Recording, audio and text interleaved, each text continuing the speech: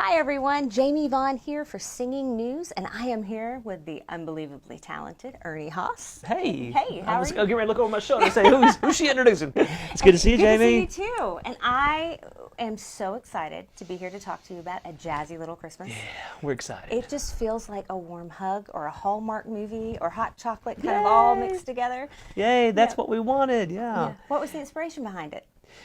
You know what? Let me like rewind like 12 years. We did our last Christmas record was like 2008, and so it was that Southern gospel, big ending, loud, and so we went to a Christmas party with some friends, and they were determined to play our new Christmas record at that party.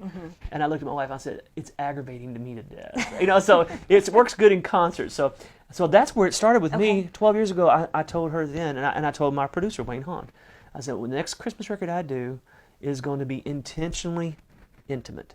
So it doesn't matter if it's a 1,000-seat room or a 20 by 20 room like this, we can perform. And so that's where it was started with me.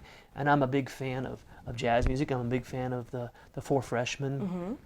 And when it comes to Christmas music, I always gravitate towards the 40s and the 50s recordings of the Dean Martins and Tony Bennett and Frank Sinatra. So that's how it all started with me. And I kept that dream in my mind and in my heart. We were in New York City, and we went to a jazz club, and just to see this three-piece jazz band play. And the piano player played for Tony Bennett. And so I probably have seen him because I've seen Tony Bennett 3 different times. And after it was over with, it was like a Southern gospel concert. They would just stand around talking. So we just started talking, and I said, and our producer said, Wayne, he says, well, this is Ernie, and he has a quartet. And he's kind of like, well, I kind of know about that, So I'm like, really? And I said, well, would you like to work together? He said, absolutely. So all of our records have been recorded in Nashville, and the musicians here are great. Right. But to make it authentic, that was the nexus. That was what I was waiting for, that door to open. And so that was 12 years of thinking and dreaming, and then when he said, yeah, let's collaborate. And that's Billy Stritch. Billy Stritch. So we went to New York last summer, and we recorded all the tracks in New York with his 3-piece jazz band in a little tiny room just like this with an open mic, no click track or anything. Oh, wow. And then he guided it, and then we tried to sing what he played because it was authentic. And so that's how Jazzy Little Christmas was born. Well, I can tell you my favorite Christmas memories are my parents allowing me to play the vinyl records. Yes. And it was Frank Sinatra and was. Dean Martin and Andy Williams and Tony Bennett and Elvis and you name it. And as soon as I heard the first note of this album, all those memories came flooding back. And I picked up the phone and I'm like, Mom, you have to listen to this album. It reminds me of my childhood so much. Oh, that's so good to hear. Yeah, Jamie. it was great. It's an amazing album, and it hasn't left my car in a week. Thank you. So you're welcome. Well, you would be, you probably don't know this, we did a limited edition vinyl pressing. Did you? Yeah. I will have to go get it. I'll get you one. Okay, Okay. I'll absolutely. get your mom one. Thank you. I never quit listening to vinyl. So, so when that record was finished, I told the guys, I said, I don't even know if anybody presses vinyl anymore. I don't even know anything yes, about they it. do. Yes. So I found out there's just a subculture of all these cool cats that, they don't listen to digital. Right. They're all about vinyl. And so we found a company in Asheville, North Carolina, and they did a great job in the artwork. The album, you pulled out, it's not black. They did it in a smoky gray. I mean, it's just, we went all out on this because, honestly, I don't know if I'll ever need to record another Christmas record. This is one. Oh, I hope you do, though. I hope we do a Jazzy Little Christmas too. But I just wanted to make that one record that maybe, long after I'm gone, people are still pulling out and saying, this reminds me of the holidays. So what is your favorite song on the album? Oh, wow.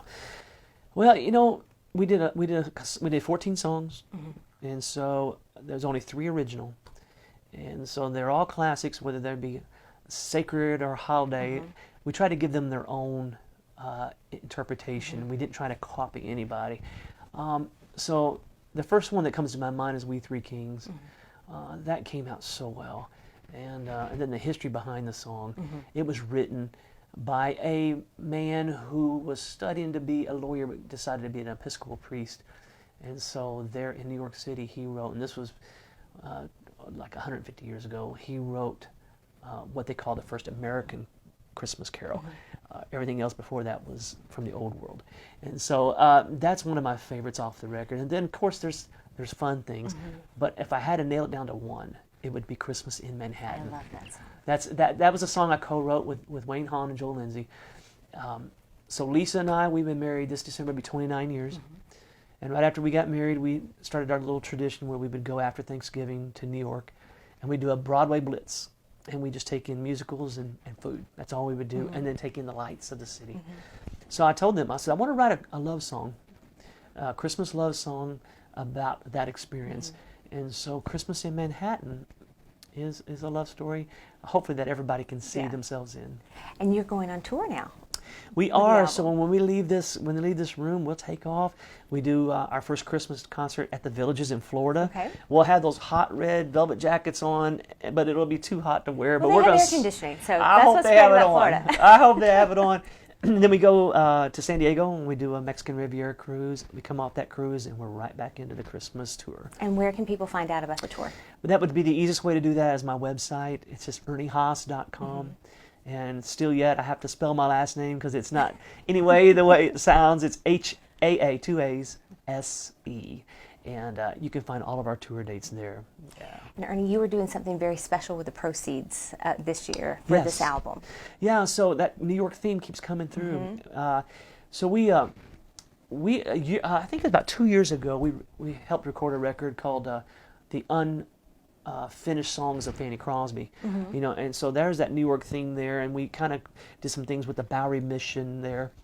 So we were just talking about this record and said, you know, what can we do? How can we make an offering out of this more than just saying, here's our CD, buy it. And our publicist, Scott Atkins, said there's a place in New York called New York Cares, and it's a Winter Wish program for people who are either sick or don't have the funds to make it a fun and festive Christmas. And so I don't make any unilateral decisions. I ran it past my wife and family and some friends, and there wasn't a sell on that. It was something that we just felt like we were connected to. And so we hope, we're not here to shout out, look what we're doing. We're here to shout out, look what they're doing. Right. And hopefully in this partnership together, which we're honored to partner with them, we can spread a little cheer this Christmas. I'd love to hear what your favorite Christmas memory is. Woo-hoo. You know what? I've been blessed. I'll be 55 this December. I will have spent 32 years touring in a gospel quartet, singing all over the world. So, you know, God has blessed me, but maybe it's because I appreciate it because I remember the lean years. I remember when I was 7, 8, 9, my dad would always get laid off, and we'd be on food stamps, government cheese, and butter, and all that stuff, and he'd have to go away and work, and we just didn't see him much. So one Christmas he was in New York. Here's that New York theme again. Right. He was in New York working on the renovation of the JFK airport. So he wasn't going to be home for Christmas. He didn't have time off. I think he didn't even have 48 hours. He borrowed a car, and he drove all night, walked in the door, spent 2 or 3 hours, and drove all the way back. And I remember when he walked in the door, I was probably 7. I remember turning around and just shocked, and I just started bawling, crying. I ran and jumped in his arms, and that's why when I see video of soldiers coming home and surprising their family, I kind of relive all of that. Yeah. So all that to say, I've been blessed. I've given gifts, received gifts, but the greatest gift wasn't anything material or garment. I'm sure we received something that year. Right. I don't remember. I just remember Daddy came home to see us, and then I'm sure we gave him a gift, but he didn't come home for the gifts. He came home for us. Right. So I got a lot of memories, but that was going to be hard to beat there. Oh my gosh, you made me cry. Thank you so much, Ernie. And my everybody, pleasure. Go and pick up this album. It's out now. You can get it wherever music is sold, or also on all streaming services, or you can download the songs at Apple or Spotify, any of those places. And it's a jazzy little Christmas out now. Thank you, Ernie, so much. Thank you for interviewing me, and God bless you, and have a Merry Christmas. You too. Thanks.